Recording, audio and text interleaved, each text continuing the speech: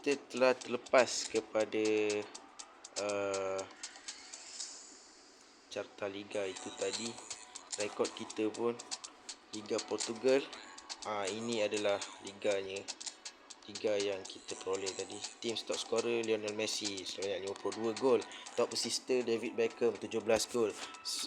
Kita terlepas kerana masalah teknikal, ada sedikit masalah teknikal, dan gol scorer kita adalah Lionel Messi dan Cristiano Ronaldo ya. Dan Cristiano Ronaldo mengungguli carta juga, carta Liga Portugal sebanyak 43 gol. Jadi road to 1000 gol banyak. Tapi kali ini kita lihat David Beckham top assist buat buat Liga Portugal sebelum ini ya. Kita telah memasuki season yang terbaru, musim yang terbaru, dan kita lihat Ronaldo dan Messi David Beckham sentiasa mengungguli carta top assister setiap musim ya, secara konsisten. Dan beliau hanya bermain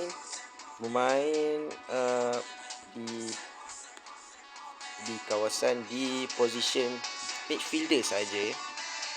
Jadi itu sajalah. Kerana masalah teknikal, saya terlepas untuk memberitahu untuk statistik Liga. Telah pun masuk ke musim yang baru, jadi saya ingin mengubah tim ya. Mengubah tim. Saya lebih prefer main di English League dulu. Kita akan menggunakan Manchester United, Chelsea.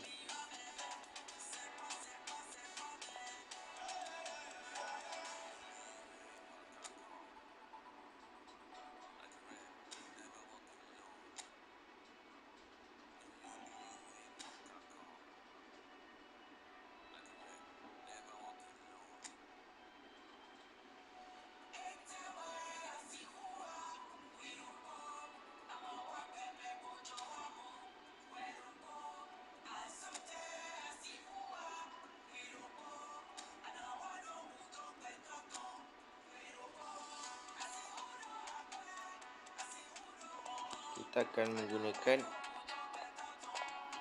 pasukan randomly secara random kita akan pilih.